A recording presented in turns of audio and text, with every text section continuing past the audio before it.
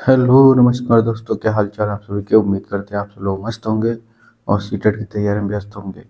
तो आज इससे पहले की जो वीडियो थी हमने 8 सिद्धांत बुद्धि के पढ़ लिए हैं और आज सबसे महत्वपूर्ण सिद्धांत है जहाँ से सीटेट एग्ज़ाम में ये क्वेश्चन 100% आना ही आना है और एक से ज़्यादा क्वेश्चन पूछे जा सकते हैं। तो आपने देख लिया होगा कि आज कौन सा सिद्धांत पढ़ेंगे। हॉवर्ड गार्डनर का बहुबुद्धि का सिद्धांत, जिसे मल्टीपल इंटेलिजेंस भी कहा जाता है। तो बहुबुद्धि का सिद्धांत या फिर मल्टीपल इंटेलिजेंस का सिद्धांत, मल्टीपल इंटेलिजेंस थ्योरी जो है हॉवर्ड गार्डनर के द्वारा दी गई थी। इसमें 8 प्रकार की बुद्धि के बारे में बताया गया है।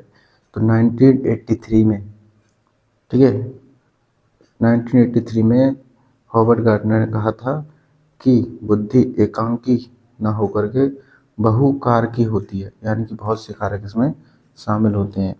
तो इस सिद्धांत को, हॉवर्ड गार्डनर के सिद्धांत को हिंदी में कहते हैं बहुबुद्धि का सिद्धांत, मल्टीपल इंटेलिजेंस MI। तो ये मल्टीपल इंटेलिजेंस बुद्धि का जो सिद्धांत का नाम है। इनकी बुक थी फ्रेम्स ऑफ माइंड। इन्होंने एक अपनी बुक लिखी है फ्रेम्स ऑफ माइंड 1983 में। इसी में इन्होंने जो है 8 प्रकार की बुद्धि का जिक्र किया है। तो हॉवर्ड गार्डनर का मानना था कि लोगों के सोचने और सीखने के तरीके अलग अलग हैं। लोग सोचते हैं कैसे, अलग अलग तरीके से सोचते हैं और वो सीखते भी अलग अलग तरीके से हैं। ठीक है, तो इनकी बुक का नाम याद रखेंगे फ्रेम्स ऑफ माइंड, जो 1983 में जो है पब्लिश हुई थी। तो इन्होंने एक और नई बुक बनाई है इंटेलिजेंस रीफ्रेम्ड, जो 1999 में आई थी, 1999 में। ठीक है, इस 1999 में जो बुक आई है इंटेलिजेंस रीफ्रेम्ड, इन्होंने इसी में इन्होंने 8वां प्रकार दिया था। यानी कि शुरुआत में जब 1983 में फ्रेम्स ऑफ माइंड जो बुक आई थी, उस समय पर शुरुआत में 7 प्रकार की जो है बुद्धि का जिक्र किया था इन्होंने।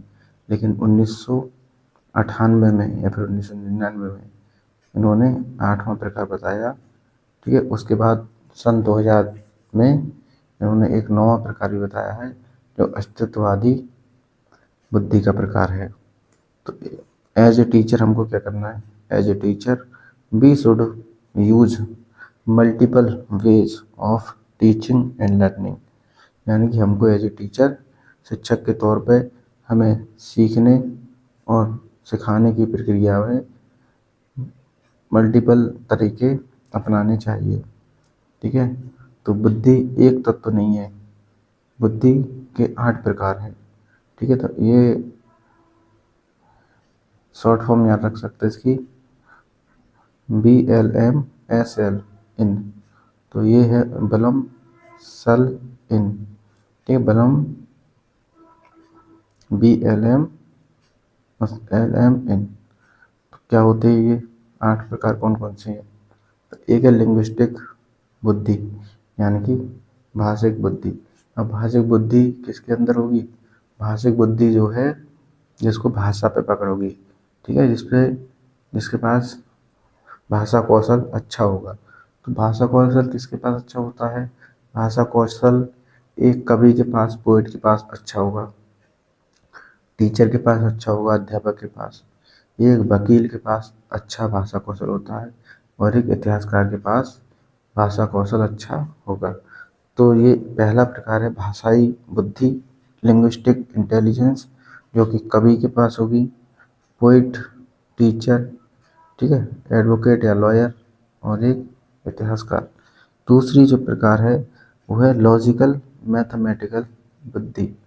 ठीक है, लॉजिकल मैथमेटिकल का मतलब है कि जिसके पास तार्किक गणितीय बुद्धि होगी। तो तार्किक गणितीय बुद्धि किसके पास होगी भाई, तार्किक गणितीय बुद्धि गणितज्ञ के पास होगी और वैज्ञानिक के पास होगी। ठीक है, अगला है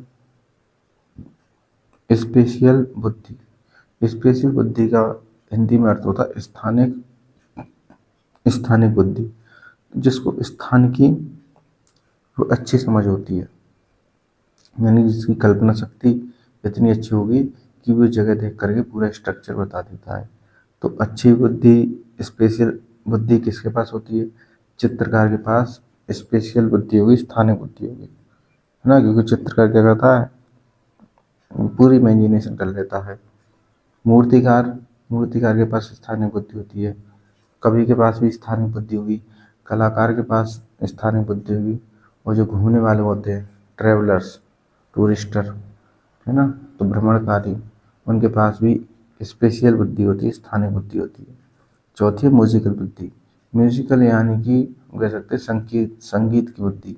तो संगीत की बुद्धि भाई संगीतकार के पास होगी, भजनकार के पास होगी, गायक के पास होगी। ठीक है, तो ये हो गई म्यूजिकल बुद्धि। बॉडी बॉडीली कांस्थेटिक, है ना, बॉडीली कांस्थेटिक इंटेलिजेंस, यानी कि शारीरिक गतिज बुद्धि। अब शारीरिक गतिविधि बुद्धि क्या होती है? ये जो है शरीर पर नियंत्रण करने से संबंधित है, यानी कोई इंसान अपने शरीर पर कितना अच्छा नियंत्रण कर लेता है। जैसे कि एक डांसर है, डांसर अपनी बॉडी पर बहुत अच्छे से कंट्रोल करता है।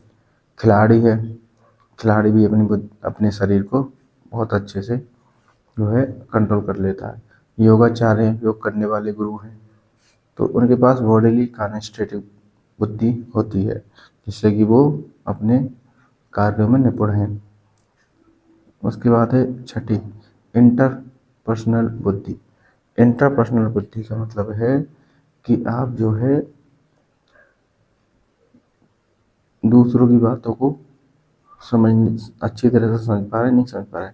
इंटरपर्सनल का मतलब है दूसरों को समझने वाली बुद्धि। तो दूसरों को समझने वाली बुद्धि किसके पास होती है? दूसरों को समझने वाली बुद्धि नेता के पास होती है। ठीक है, और जो दार्शनिक होगा उसके पास होती है। और साथ में है इंट्रापर्सनल। इंट्रापर्सनल का मतलब है भाई, इसे हिंदी में कहते हैं अंतरा व्यक्तिक बुद्धि। तो ये जो है स्वयं को समझने की बुद्धि होती है, इंटरपर्सनल यानी कि स्वयं को समझने वाली बुद्धि। आठवां प्रकार है नेचुरलिस्टिक बुद्धि, यानी कि प्राकृतिक बुद्धि। प्राकृतिक बुद्धि किसके पास होगी? जब जिसको प्रकृति से काम होगा, प्रकृति में हर समय जो कार्य करता रहता है। जैसे किसान है, किसान प्रकृति के बहुत करीब रहता है। जीव वैज्ञानिक है, मौसम वैज्ञानिक है, इन सभी के पास में नेचुरलिस्टिक बुद्धि होती है। तो ये हम शॉर्ट फॉर्म में बलम सल इन, यानी कि बी फॉर कह सकते हैं bodily kinesthetic, L for linguistic, M for musical, S for spatial, L for जो है दूसरा है logical mathematical, I for interpersonal, दूसरा आई है इंट्रापर्सनल, एन फॉर नेचुरल। तो ये टोटल 3, 2, 5 और 3, 8 बुद्धि के प्रकार की एक शॉर्ट फॉर्म है जो आप याद रख सकते हैं। अब इसके लिए हॉवर्ड गार्डनर की भाई आलोचना भी हुई है। जो इन्होंने बुद्धि का सिद्धांत दिया है उसके लिए आलोचना भी की है। क्या आलोचना की थी? तो पहली आलोचना तो यही है कि इन्होंने इसको लिटिल एम्पेरिकल एविडेंस है, इनके जो है बहुत कम एविडेंस मिलते हैं, लेकिन हैं, ऐसा नहीं है बिल्कुल नहीं है लेकिन कम है। तो ये कहना गलत है कि बिल्कुल नहीं है। ठीक है, दूसरा है no test can be measured. तो मापने का टेस्ट है ही नहीं।